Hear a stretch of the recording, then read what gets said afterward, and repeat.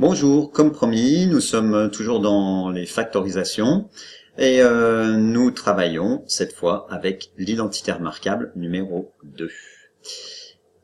On a également vu comment on pouvait la démontrer, d'où elle venait, on a fait pas mal d'activités, donc si tu veux les revoir pour te remettre dans le bain, n'hésite pas, c'est une bonne méthode aussi. Alors, quelle est la forme développée de cette identité remarquable? La forme développée, allez, hop, je vais écrire en noir, c'est a carré moins 2ab plus b au carré. La forme factorisée, c'est a moins b, le tout au carré. Tu n'auras pas manqué de remarquer l'analogie avec l'identité remarquable numéro 1. Qu'est-ce qui change? Le signe entre a moins b ici et le signe entre le double produit. On est bien ici dans la forme développée, la forme développée, et là, dans la forme factorisée. Donc quand on te dit factorise telle ou telle expression, eh bien, il faut que tu essayes de reconnaître une forme développée qui a ce type-là, ou le premier type de l'identité remarquable numéro 1, ou encore des facteurs en commun, comme on a pu voir précédemment. Et l'objectif, c'est de le mettre sous cette forme-là d'un facteur. Est-ce que j'ai bien un facteur là? Bah, a moins b le tout au carré, c'est pareil que a moins b fois a moins b. Quand j'ai a moins b au carré, combien j'ai de a moins b? J'en ai a moins b fois. Alors, voyons maintenant avec cette expression grand M. Grand M, c'est 64x au carré moins 32x plus 4. Il faut que j'essaye de repérer dans cette expression un carré, un deuxième carré et un double produit. Alors déjà, est-ce que cette expression est bien une forme développée? Bah oui, parce que j'ai un terme, moins un autre terme, plus un autre terme. Donc finalement, j'ai la somme de trois termes. Oui, je sais, ça c'est une différence. Mais une différence, ça n'est autre que la somme d'un terme, de l'opposé d'un terme. Donc j'ai bien des sommes. J'essaye maintenant de faire apparaître mon a au carré. Alors, comme ici j'ai un carré, je me dis que là, je devrais pouvoir utiliser un a.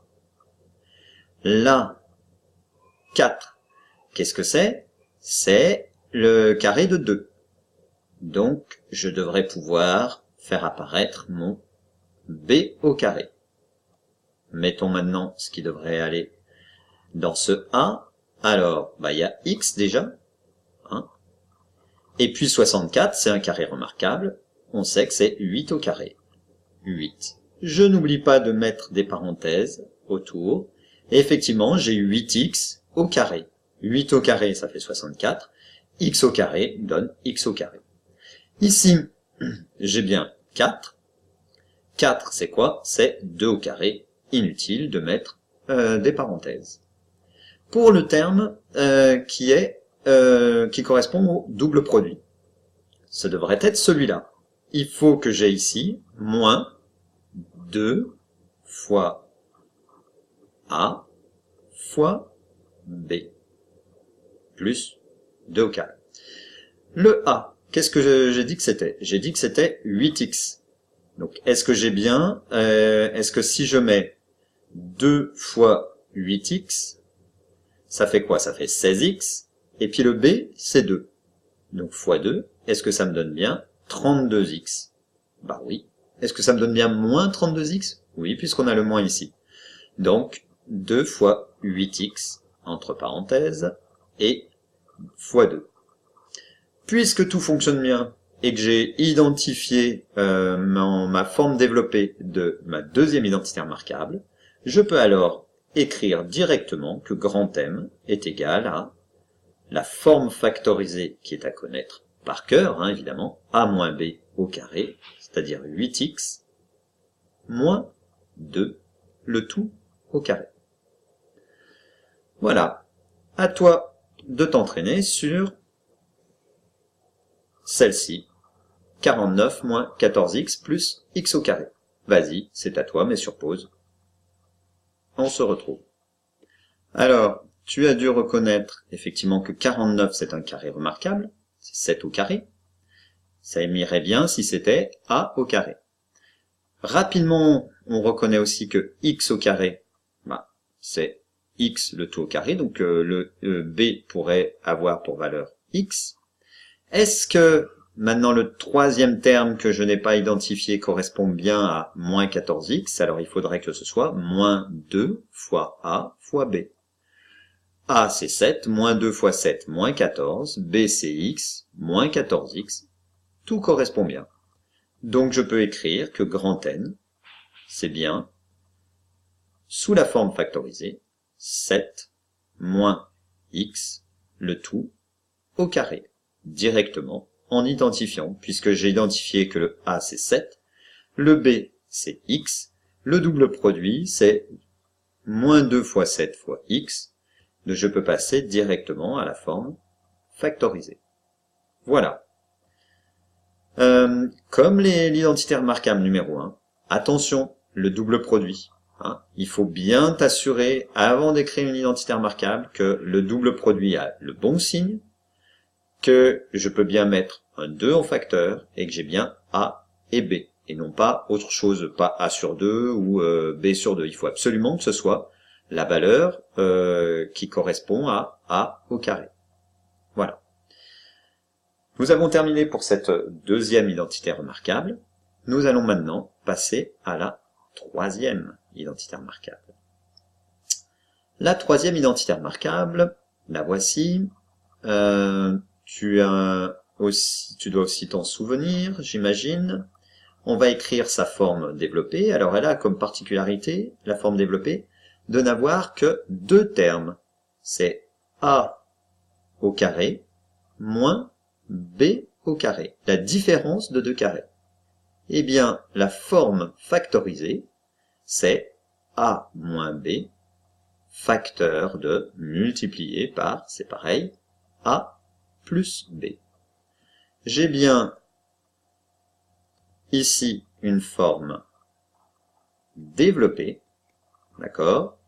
J'ai la différence de deux termes, la différence c'est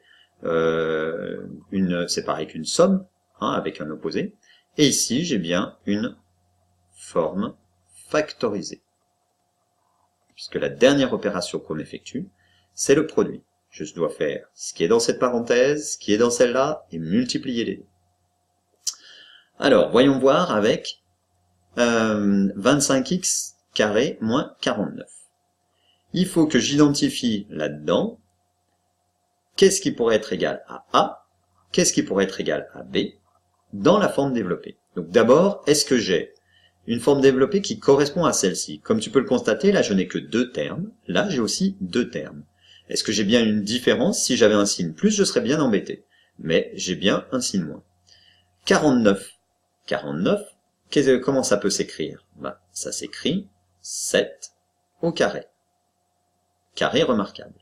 25x au carré. 25x2, 25 c'est 5 au carré, x au carré c'est x au carré, donc je peux écrire que c'est 5x, le tout, au carré. Hein, le carré se développe, c'est-à-dire ces règles sur les puissances qu'on utilise depuis l'identité remarquable numéro 1. Quand on a, je vais prendre d'autres lettres, je vais prendre m fois p. Non, c'est pas une bonne idée. Je vais prendre c fois d, le tout à la puissance n. C'est égal à c puissance n fois d puissance n. D'accord? Voilà, c'est ça qu'on utilise à chaque fois. Alors, est-ce que ça correspond bien à ma forme développée? Oui. Hein. Qu'est-ce qui prend la valeur de a? Bah, c'est 5x qui est là. Qu'est-ce qui prend la valeur de b? C'est 7. Donc je peux écrire que c'est 5x moins 7 facteur de 5x plus 7. C'est bien la forme factorisée qui est ici. J'ai remplacé A par 5x, B par 7 dans les deux facteurs qui sont là. Et on a terminé. En 2 étapes, on pourrait même ne faire qu'une seule étape. Voyons maintenant un exemple un petit peu plus ardu. Si j'ai ceci. Alors, attention parce que là, on aurait trop tendance à se dire « Oh, là, 2x plus 4 au carré, c'est une identité remarquable. C'est a plus b au carré. C'est égal à a2 plus 2ab plus b2. Vite, je vais remplacer par ceci. » Là, j'ai une autre identité remarquable. 3x moins 2 au carré, c'est a moins b au carré. Ça fait a2 moins 2ab plus b2. Génial, j'ai tout de suite repéré ça, du premier coup d'œil. Sauf que quand je dis ça, je ne suis pas en train de factoriser. Je suis en train d'écrire la forme développée. Et c'est pas ce qu'on me demande. Donc, ça ne va pas. Par contre, je peux me dire que, oh, j'ai un terme qui est au carré, j'ai un autre terme qui est au carré, et j'ai la différence de ces deux termes. Ça me rappelle la troisième identité remarquable, qui est A, c'est tout ça, A au carré, moins B au carré. Alors maintenant que je t'ai dit ça, eh ben vas-y, écris l'identité remarquable, la forme factorisée, avec ce A et avec ce B, de la troisième identité remarquable. Vas-y, mets sur pause et écris-le. Voilà, si j'écris ça, est-ce que ça t'aide? Vérifie, mets sur pause et mets ce qui va à l'intérieur de A et de B. Voilà. Est-ce que tu avais bien pensé à mettre des parenthèses autour de 3x moins 2? Parce que là, il y a un moins. Et je ne peux pas mettre moins 3x moins 2 s'il n'y a pas de parenthèse autour de 3x moins 2. C'est 3x moins 2, c'est tout le B qui est après ce signe moins. Là, c'est moins important puisque c'est un plus, donc ça ne change pas les signes. Mais là, ça va changer les signes. Et voyons ce que ça donne. Alors, ici, on n'a pas tout à fait, on a terminé de factoriser. Mais maintenant, il faut réduire les parenthèses. Donc, ça me donne quoi? Ça me donne 2x plus 4. Moins parenthèse 3x moins 2, on change tous les signes, puisque j'ai un moins devant une parenthèse, donc moins 3x plus 2, ou encore je peux dire moins fois 3x, moins 1 fois moins 2, et dans l'autre parenthèse, 2x plus 4, plus 3x moins 2. On continue à réduire ce qui est dans les parenthèses. 2x moins 3x, bah ça se rassemble, ça se factorise par x. 2 moins 3, ça fait moins 1, donc ça fait moins x. 4, moins 2 ou plus 2? Bah non, plus 2. Parce que avec le 2, c'est plus. Donc 4 plus 2, 6, donc ça sera plus 6. Facteur de 2x plus 3x, on factorise par x, ça fait 2 plus 3, 5x. Et 4 plus ou moins 2, bah, qu'est-ce qu'il y a avec 2? Moins 2. Donc 4 moins 2, 2, donc 5x plus 2. Et voilà, on a factorisé cette expression qui au départ ne ressemblait pas tout à fait à a carré moins b carré parce que on était parti sur une mauvaise idée en se disant que c'était a2 plus 2ab plus b2 et a2 moins 2ab plus b2. Mais c'était la forme développée, et nous on veut la forme factorisée. Et là on a bien un facteur. Donc attention à bien lire l'énoncé, et à bien prendre la forme qui correspond. Sur ce, eh bien, petite pause, et puis